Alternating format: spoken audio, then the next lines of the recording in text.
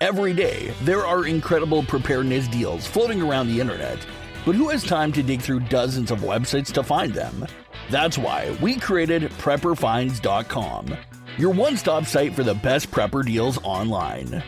Our team scans the web, finds the biggest discounts on survival gear, food storage, water filters, radios, and more, and posts them in one easy place. No more wasting hours searching or missing out on limited time sales. At PrepperFinds.com, you'll see the best deals every single day, so you can save money while stocking up on what really matters. Check it out today at PrepperFinds.com. Bookmark it, visit daily, and never miss a deal that could keep your family prepared. That's PrepperFinds.com, where smart preppers shop. Survive, thrive, stay alive. It's time to get prepared with the Prepping Academy podcast. Hey guys, welcome into another episode of Grid Down Comms Up. Today we're going to be answering a viewer question. Question is, from the PrepperNet comms and Amron perspectives, what are the threat sources that we should be considering when we build out our tools for enabling resilient communications? Now, this is a critically important question because it is so tempting to just spend money, and never really have a plan. All right, we all like to buy cool new gear, and we all like that feeling, the dopamine hit. We like those things, but sometimes we don't plan. We just want to buy everything, so we're prepared for every eventuality. I don't know about you guys, but I do not have the funding and resources to buy every piece of radio gear that I want, even though I may try sometimes. So we need to look at the reality. So I'm going to subdivide these threats and what should we be considering as we build our communications resilience into really two subsets, okay?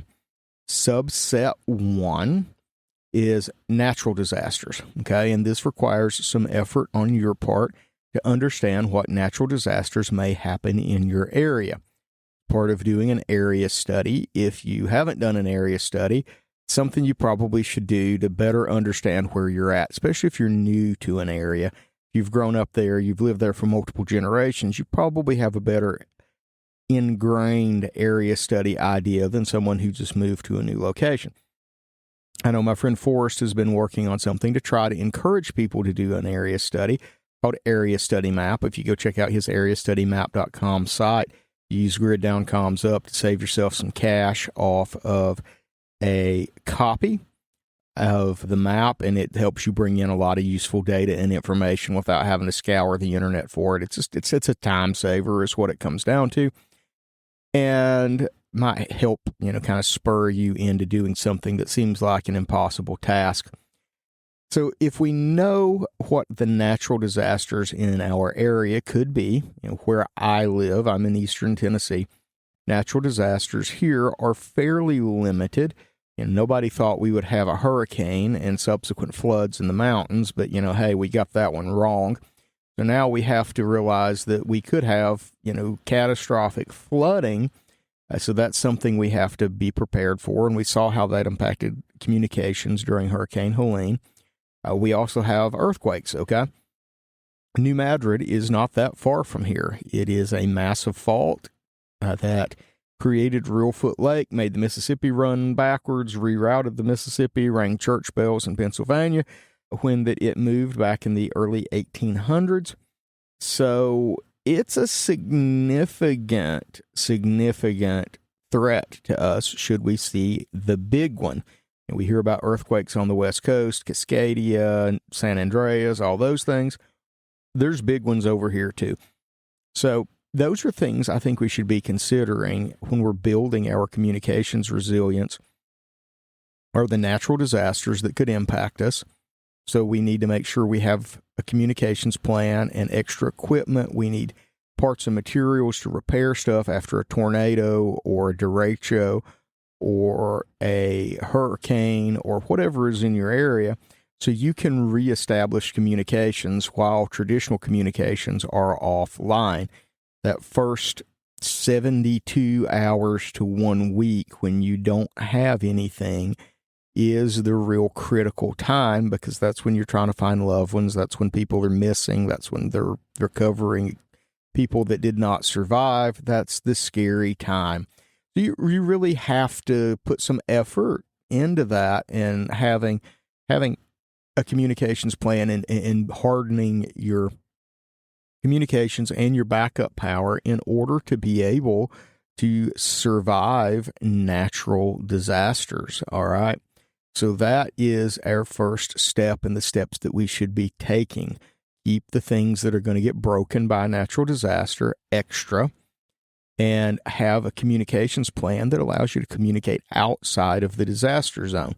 This is something that I heard in a local ARES meeting a number of years ago that was kind of, frankly, frustrating and surprising. And one of the reasons I really didn't continue to hang out with that group was they were discussing the fact that they did not have enough HF operators, enough people that could communicate over long distance in the event that there was a natural disaster that disabled communications in the Tennessee Valley. Okay. Most of their members, most of their participants were technicians, and they could only use VHF, UHF frequencies, and that didn't provide them with the skills that were needed to communicate outside of the disaster impacted area. You know, if the disaster is a hurricane, or not a hurricane, but a tornado that eliminates 5 city blocks, or, you know, a 1 square mile radius that's just totally destroyed, and things are normal outside of that, then VHF and UHF technician stuff works fine to communicate in and out of that area. It works great.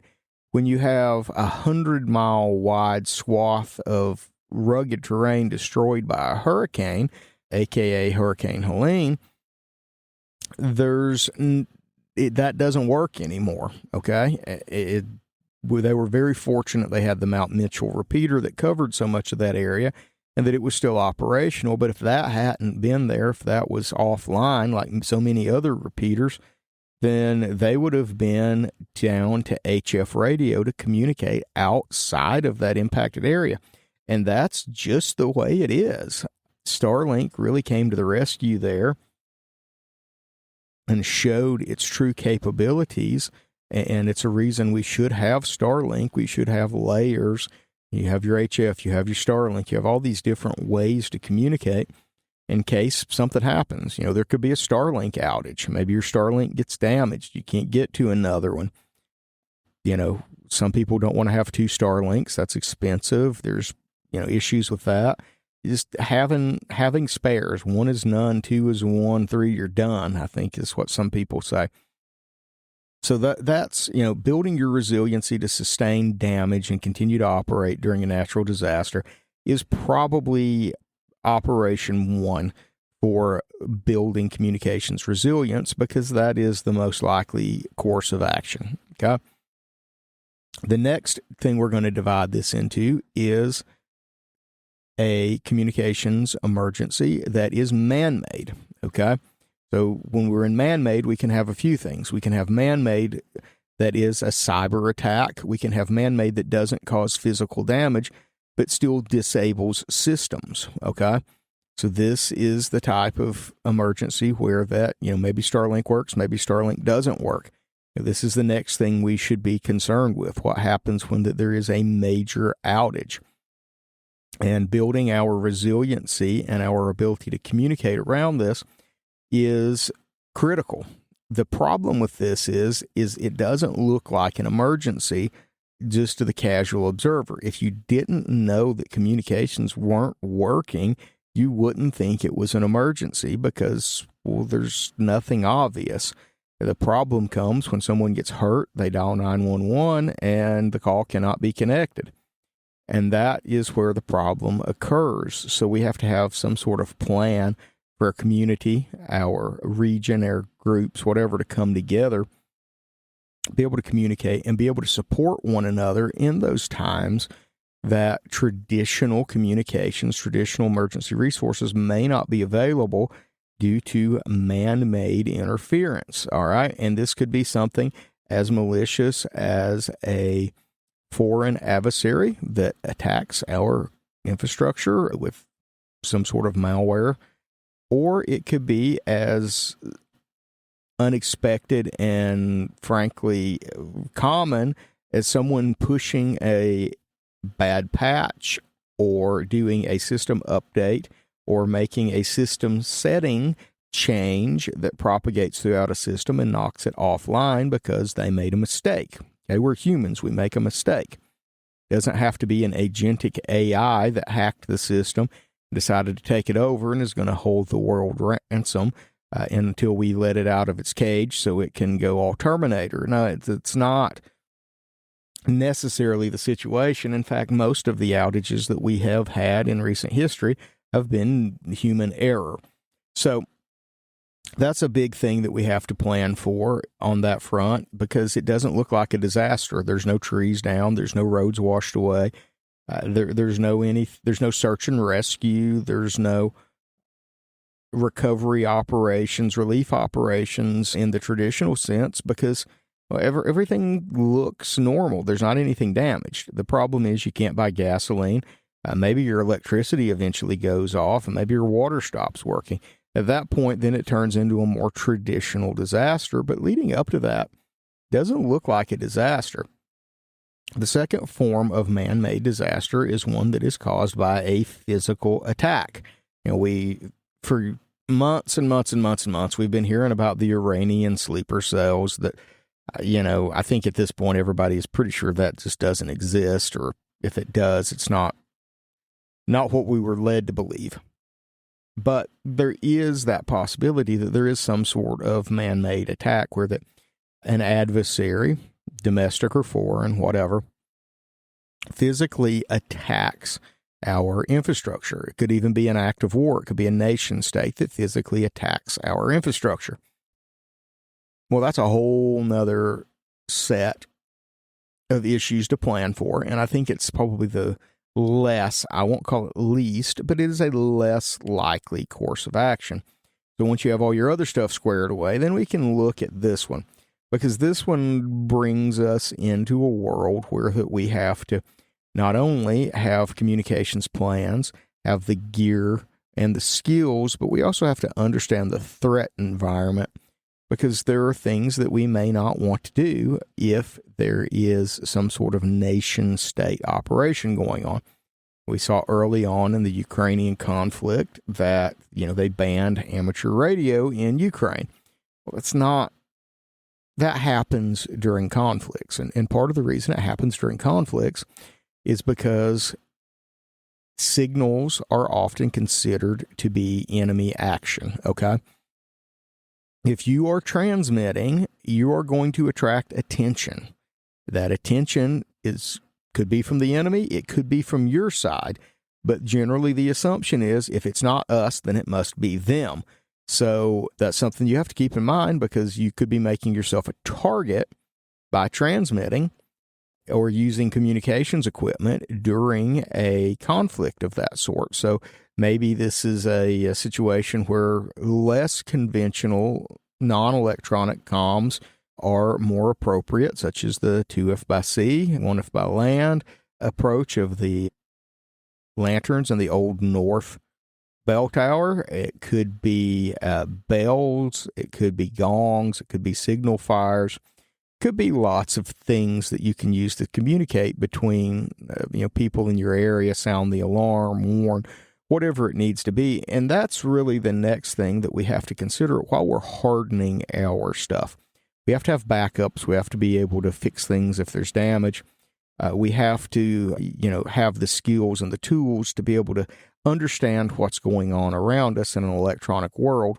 And that may even include understanding when there are drones close by with drone detection and other electronic warfare tools and techniques, because this is the modern world, okay? So when something happens, as much as prepper fiction and prepper fantasy loves the EMP scenario, because it puts everybody back on an equal footing, functioning as though it were 1776 again, And that's just not realistic, okay? There's going to be technology on the battlefield. There's going to be technology in the world that you don't have.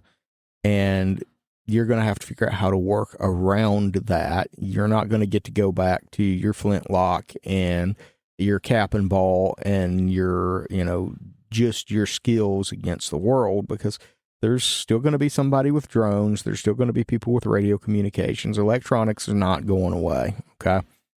Not going to happen. So, with that said, we have to plan. And we have to understand, and we have to develop skills.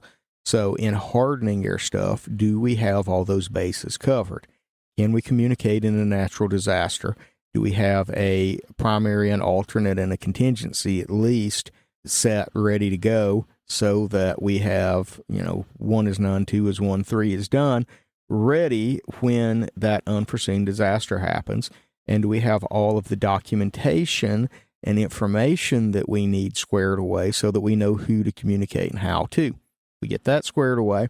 Let's move to step 2. Step 2 is preparing for man-made. Okay, this is when that 911 system stops working and you can't pump gasoline, and the world is starting to devolve a bit into chaos because people can't get the things that they're used to getting because the internet doesn't work for a while. This is the cyber type thing. Okay, so do you have a communications plan for that? Do you have the gear that you need? Do you have the written plan? Do you have the additional security plans? Do you have the other things that you need to not only survive but thrive when the balloon goes up in that manner, even if it's not a permanent balloon go up, if it's just one that lasts for a couple of days and you can't dial 911 when grandma has a heart attack, okay? That's a problem. That's a real world problem. Or you can't dial 911 when somebody runs the red light that is not functioning because they don't remember in the driver's manual how to execute a intersection when the red lights aren't working, all right? How are you going to call for help to get the person that's pinned in the upside-down car that's about to fall into the creek help? Because your cell phone doesn't work, and guess what? There aren't any more payphones. I haven't seen one in years, so that's probably not an option either. Hey, let's take a quick break. Has your data been hacked? Do you feel uneasy about the vulnerability of your personal information online? Were you involved in the Target, LinkedIn, or Microsoft data leaks? Don't know? If not, then pay attention. Join Forrest Garvin from PrepperNet for a free webinar on privacy and security. Gain insights into safe internet browsing, VPNs, crafting online aliases, secure emails, detecting if your data has been hacked, and managing passwords. Secure your spot today for this webinar on privacy and security. It's free. This webinar delves into comprehensive strategies for bolstering your online privacy. We've got you covered, from fortifying your passwords to shielding your financial information and mastering state-of-the-art encryption techniques. We're offering 2 convenient dates to suit your schedule. Reserve your spot now at PrepperNet.com/privacy. Don't let cyber threats erode your peace of mind any longer. Take the first step toward a safer, more secure online experience by joining us for our free webinar. Remember, knowledge is power when it comes to safeguarding your privacy. Sign up now at PrepperNet.com/privacy. We'll see you there. What's your plan? Okay, once you have those issues squared away, then we can get on to what in some circles of the prepping world seem to be the more interesting parts. And this is where we get to go play G.I. Joe and battle in the woods, and we get to prepare to go to war against the Ruskies in, the U.S. version of the Ukraine-Russia conflict. Or as the T-Rex exercise that's going on at the moment would be the cartels and the Maoistanis that are invading the U.S. So this is where we've got to add all of that stuff that we had before, plus we have to add the skills and the trainings to communicate in a hostile environment and detect hostile threats, be aware of what's going on electronically around us, not just for the purposes of gathering information, but also for the purposes of understanding the threat environment and whether or not it's safe for us to communicate, whether or not it's safe for us to operate the gear that we're doing, and whether or not the Maoistani terrorists on the other side of the ridge are about to fly a bunch of drones with hand grenades attached to them over our location and bomb us into the Stone Age, okay? This is something that we have to consider and have to understand. And there are companies that sell drone detectors. Some of them work apparently pretty well. Some of them are utter garbage. And that's something that you guys will have to do your own research on to determine what may be the best source and the best options on that front. But those are the things, that would be the last thing that I work on. I know it's the first thing a lot of you guys want to work on. You want to get your signals intelligence, your electronic warfare stuff. You want to get all your things ready to go to war. And that's because it's fun. It's like the guns and ammo prepping thing. It's the electronic version of that. But the odds of us facing off that kind of thing here on the home front, in spite of how bad things truly are at the moment, is still fairly low, okay? It's probably not going to happen in our lifetime, but it could. I mean, anything's possible, end of an empire, all that kind of stuff.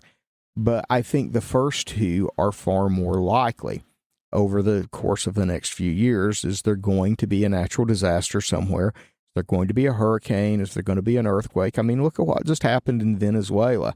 Venezuela has major communications problems because of the earthquake.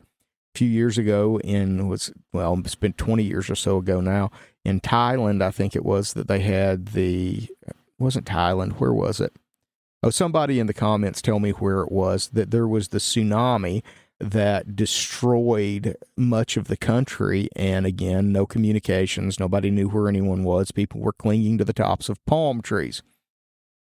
Okay, that's another real situation that happened and could potentially happen again any day. Same goes for earthquakes. We are way overdue for some earthquake activity here in the U.S., all right? Be it New Madrid, Cascadia, San Andreas, whichever fault you want to pick, they're all overdue for big ones. And we're seeing big ones in other parts of the world. So, that could be the next number that comes up for us, is to deal with a massive multi-hundred square mile impacted area with destruction and chaos of a earthquake. Okay. So those are the things that could happen. Is the earthquake more likely to happen than us to be attacked by an outside enemy force? I don't know. They're probably both on the same plane. Is the earthquake and the enemy attack more likely than a hurricane or a tornado? Absolutely not. There will be a hurricane and there will be a tornado somewhere. It's not an if, it's a when. There will also likely be a systems outage from man-made, either intentional or accidental, in our communications infrastructure. Because I've got news for you guys. As someone who works every day in the communications industry, it's getting worse. It is not getting better, okay? It was far more resilient 20 years ago than today, and it will be far more resilient 40 years ago than it will be 20 years from now, even with the addition of Starlink. And Starlink is wonderful, but it's still not as robust as a lot of things we used. So build your plan, make your checklist of the most likely to the least likely events that would require communications, and also build that with the smallest to the largest scale and the smallest to the, or least to the most complex solutions, in focusing on how am I going to get information to know what's going on. Okay. This is the number one or number two most critical thing. How am I going to communicate that information with the people in my area and my community, my group, my family, my loved ones that need to know that information? Because they're probably not preparing to receive that information. If they are, great, but they're probably not. And last, after you do that, how am I going to sustain this long term so that we can stay aware of the evolving situation around us, so that we can most effectively leverage what we need to do in order to come out as a survivor and not as a casualty. And I'll throw in there too, so that we can be the hands and feet of the Most High, and we can help those that are around us that aren't prepared, were not able to prepare, didn't understand what they needed to do to prepare, so that we can help them through what could be a very difficult and very rough time, because that is part of our calling. That is what we are to do. All right. I'm going to wrap this up with that. I hope you guys found this interesting. I hope it made you think. That was the goal. I want you to think about the steps and the things you need to do to focus your Amron, your PrepperNet, your Magnet, whatever your communications group is, plans, because it's so tempting to get caught up on the newest, shiniest object and not get really good at something that works. Because when the chips are down, it's got to work. It's not like T-Rex, which is, as JJS would say, the test for all that training. Well, 75% of the people participating probably failed the test. All right. So do better. All right. This is where that we need to not focus on what are all the cool, flashy things. Oh, there's a new mode. Oh, there's a new this. Oh, there's a new radio. I need to get that. Get good with what you got. Get good with the skills. The skills are the cheapest thing to learn. All it's going to cost you is time, but it's also the most boring thing to get a lot of people to do. They don't want to take the time to do it. They'd rather be fishing. They'd rather be watching Netflix or whatever. Get out there, guys. Practice those skills. Build those groups. I'm considering right now maybe starting to explore the idea of doing a statewide group apart from the national PrepperNet thing that I work on. We'll see. Just a thought, reach out to me if something you want to talk about. Hope you guys found this useful. Hope you found it interesting. Like, subscribe, share. This is Grid Down Comms Up. Hope you guys have a blessed rest of the day. Thanks for listening to the Prepping Academy podcast. Preppers Unite at www.preppingacademy.com.